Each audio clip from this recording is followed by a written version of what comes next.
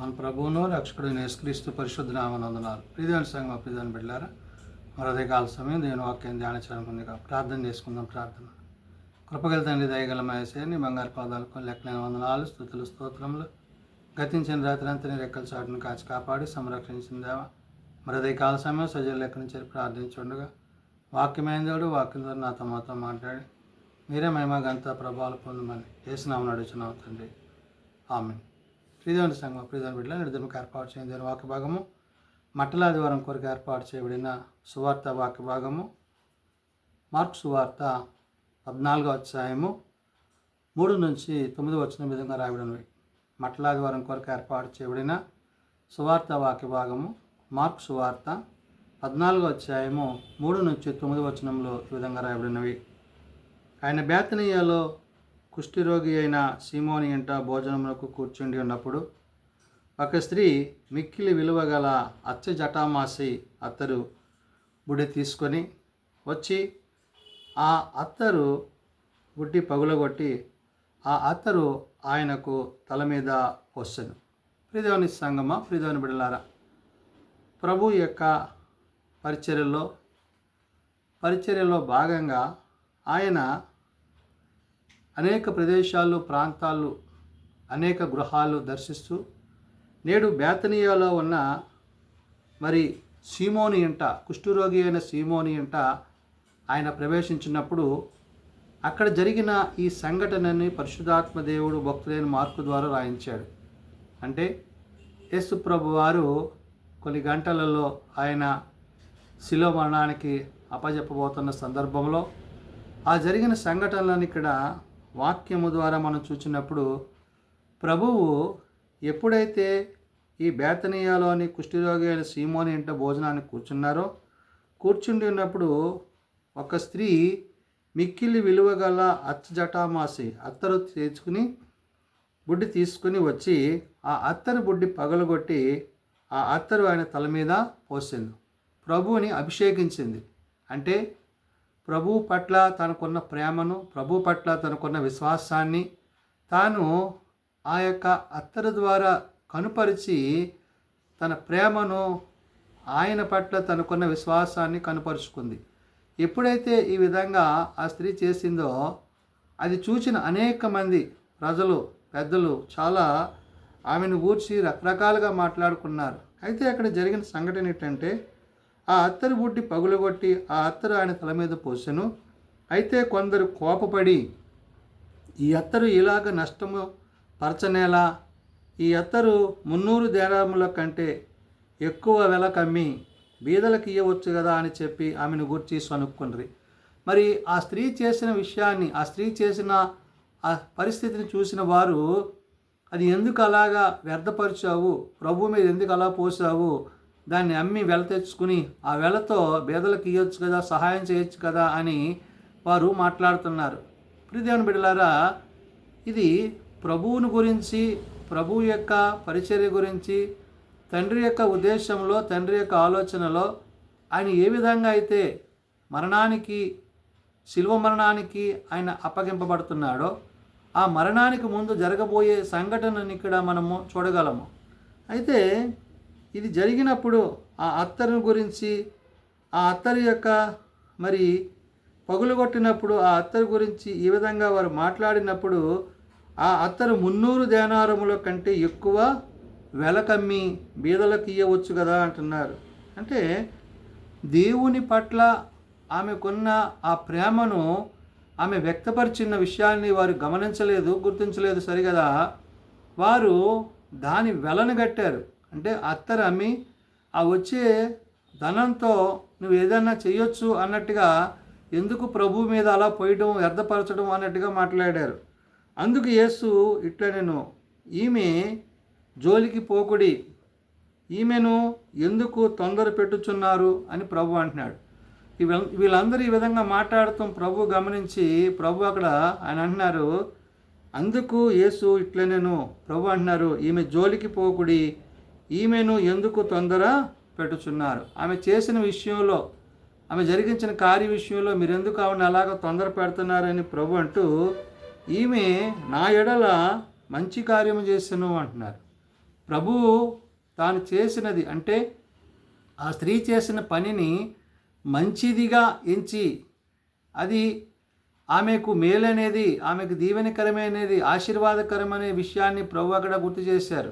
అందుకనే ప్రభు అంటున్నారు, ఈమె నా ఎడల మంచి కార్యము చేసెను అంటూ, బీదలు ఎల్లప్పుడూ మీతో ఉన్నారు, మీకు ఇష్టమైనప్పుడల్లా వారికి మీరు చేయవచ్చు.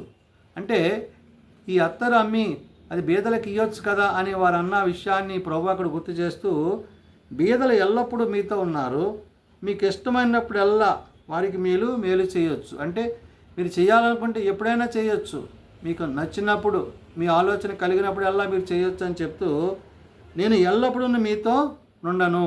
ప్రభు ఇక్కడ చెప్తున్నారంటే ఆయన తిరిగి తండ్రి వద్దకు చేర్చబడే పరిస్థితి వచ్చింది. ఆయన ఈ లోకంలో ఆయన చేయవలసిన కార్యాన్ని, ఆ శిలువ మరణాన్ని గురించి మనందరి రక్షణ నిమిత్తము ఆయన చేయబోయే కార్యం ఏదైతుందో అది సమీపించిందనే విషయాన్ని ప్రభు అక్కడ గుర్తు చేశారు. అందుకనే నేను ఎల్లప్పుడూ మీతో కూడా నుండను అని చెప్పి, ఈమె తన శక్తి కొలది చేసి నా భూస్థాపన నిమిత్తము నా శరీరమును ముందుగా అభిషేకించను అంటున్నాడు.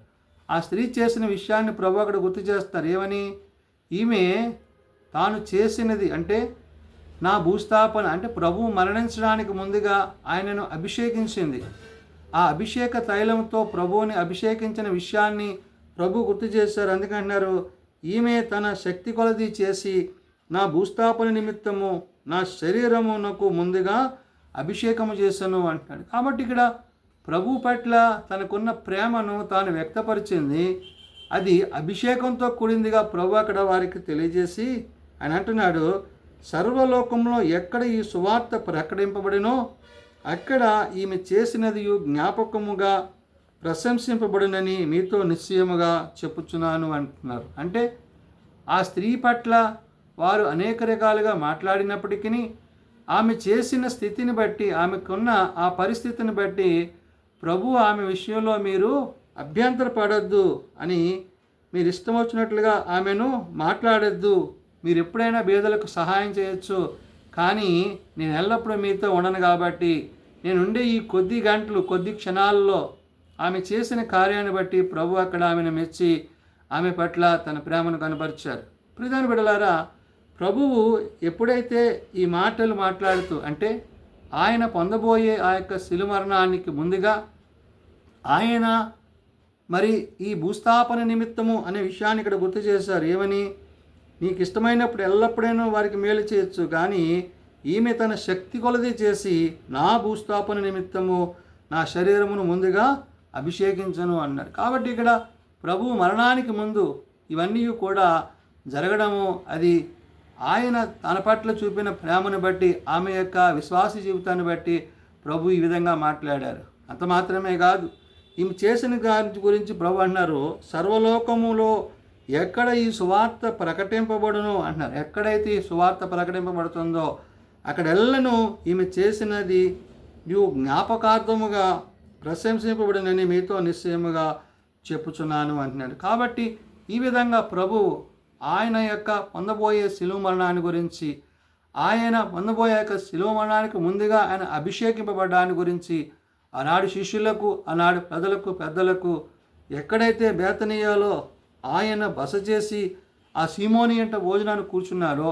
వారి మధ్య ఈ జరిగిన సంఘటనను బట్టి ప్రభువు ఆయన ఎందు నిమిత్తమైతే వచ్చారో ఆ కార్యాన్ని సంపూర్తి చేసి తండ్రి చిత్తాన్ని జరిగించి తండ్రి ఉద్దేశాన్ని నెరవేర్చి తిరిగి ఆయన మరలా రాబోతున్నారు. కాబట్టి నేడు ప్రభువు ఆయన ఈ యొక్క కార్యమంతటిలో, ఈ దిన పరిచర్య అంతటిలో ఆయన చూపిన ప్రేమకు తగినట్లుగా మనము కూడా ప్రభువు నేడు మనము ఆయనకు చేయవలసిన ఆ యొక్క ఆత్మీయ సహవాసాన్ని ఏదైతే ప్రభువు మన మధ్య ఉంచారో ఆ ఆత్మీయ సహవాసాన్ని బట్టి ప్రభువుకి ఇష్టలుగా, ప్రభువు హృదయానుసారులుగా, ప్రభు మెచ్చే రీతిగా మనం జీవించినప్పుడు ఆ దినాన ఆ స్త్రీని అభిషేకించి ఆశీర్వదించిన దేవుడు నేడు నిన్ను నన్ను కూడా ఆయన యందు విశ్వాసం మనం కనపరిచి ఉంచినప్పుడు తప్పక ఆయన ఆశీర్వదించి దీవించునని ఈ ఉదయకాల సమయమున ప్రభు తన యొక్క మాటలను భక్తులైన మార్కు ద్వారా తెలియజేసిన మాటలు.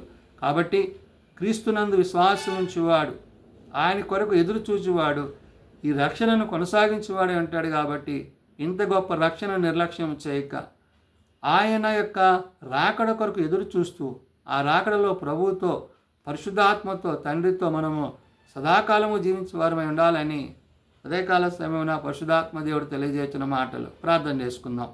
ప్రేమ నమ్మకం కలిగిన మా తండ్రి, కృప కలిగిన దేవ, నిజమైన ఆయన బేతనీయలోని అయ్యా ఆ గృహమందు జరిగిన కార్యక్రమంలో మిక్కిలి విలువ గల అత్తరున్న ఆయన మరి ఆ స్త్రీ తన ప్రేమను కనుపరిచి నేను అభిషేకించిన విషయాన్ని ఆనాటి జనులు ఎందుకు విలువైనది వెలగలిగింది ఆ విధంగా చేశావని అభ్యంతరపరిచారు. అయితే నాయన ఆమె చేసిన కార్యాన్ని మీరు ప్రశంసించి ఆమెను ఆశీర్వదించి దీవించారు.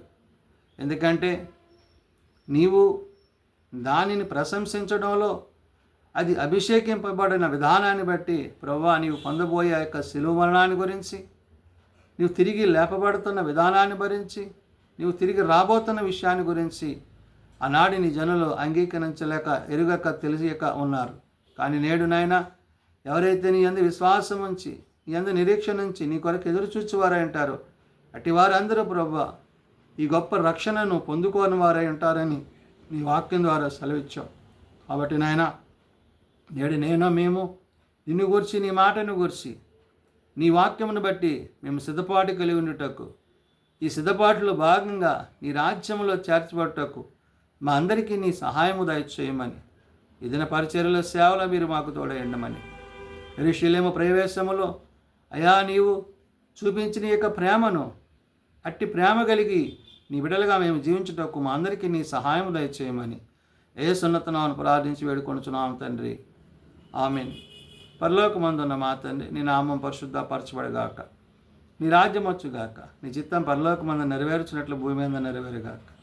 మా నిజనాన్యుడు మాకు దయచేయము, మరల అపరాధం చేసిన వాడిని మేము క్షమించి ఉన్న ప్రకారం మా అపరాధములను క్షమించు, శోధనలో ఏకాదశులను తప్పించుము. రాజ్యము, శక్తి, మహిమ నిరంతరము నీవే అన్నావు తండ్రి, ఆమేన్. మన పరమ తండ్రి అయిన దేవుని ప్రేమ, ప్రభు అయిన యేసుక్రీస్తు కృప, ఆదరణకర్త అయిన పరిశుద్ధాత్మ సహాయము సదాతుడైండి సంరక్షించునుగాక, ఆమేన్.